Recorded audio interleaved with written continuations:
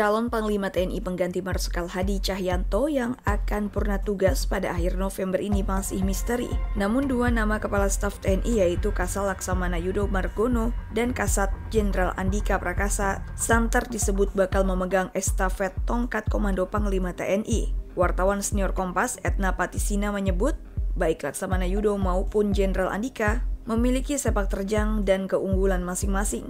Latihan bersama TNI Angkatan Darat dengan Tentara Amerika Serikat pada 1 hingga 14 Agustus 2021 menjadi salah satu prestasi bagi Jenderal Andika. Sementara, Marsikal Yudo memiliki prestasi yang tak kalah penting, yaitu pencapaian vaksinasi COVID-19 hingga ke pulau terpencil. Terlepas dari prestasi tersebut, menurut Etna, Panglima TNI yang baru harus memiliki beberapa kemampuan, diantaranya diplomasi militer yang bagus. Faktor lainnya ya secara pertahanan itu kan satu orang yang bisa bekerja sama dengan Menteri Pertahanan, ya kan. Kemudian yang kedua dia bisa mengatasi berbagai hal yang harus dilakukan TNI. Maksudnya kayak kita tahu di Papua itu tentara itu sering banget ketembak, ya kan. Jadi sejujurnya pasti ada satu masalah nih terkait operasi TNI di Papua. Ada sesuatu yang salah itu harus bisa dibenerin oleh Panglima yang baru. Udah gitu kita juga tahu bahwa di regional ini ada kompetisi antara Amerika dan Cina, di mana medan pertempurannya itu pasti di Laut Cina Selatan.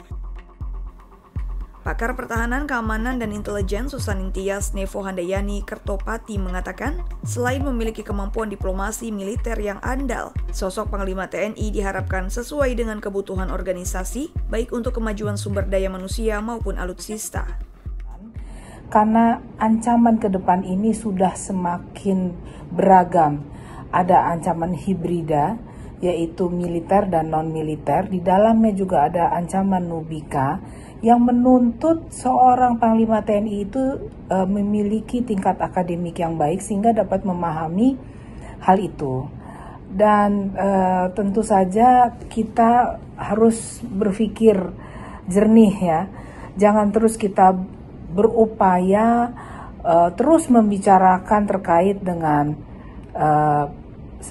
misalnya usia dan lain sebagainya. Yang paling penting adalah seorang Panglima TNI itu ke depan adalah seorang solar warrior yang sangat paham mengenai institusinya dan kebutuhan organisasi TNI itu sendiri. Pengamat militer dari Institute for Security and Strategic Studies, Hairul Fahmi berpendapat calon Panglima TNI memiliki sejumlah tantangan besar. Pengganti Marsikal Hadi Cahyanto nantinya akan dihadapkan pada sejumlah tantangan besar. Selain isu lingkungan strategis, juga menyangkut pengembangan organisasi, moral dan kompetensi prajurit, ya modernisasi alutsista maupun soal kesejahteraan.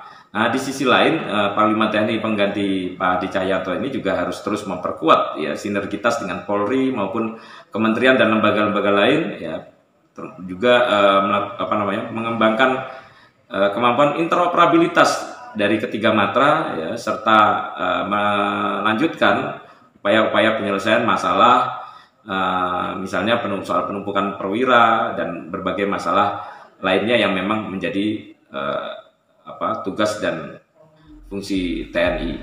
Dikutip Kompas Senin 1 November 2021, siapapun yang terpilih menjadi Panglima TNI harus sesuai dengan keinginan rakyat yang dinyatakan oleh Jenderal Sudirman. Peliharalah TNI, peliharalah angkatan perang kita. Jangan sampai TNI dikuasai oleh partai politik manapun juga. Ingatlah bahwa prajurit kita bukan prajurit sewaan, bukan prajurit yang mudah dibelokkan haluannya.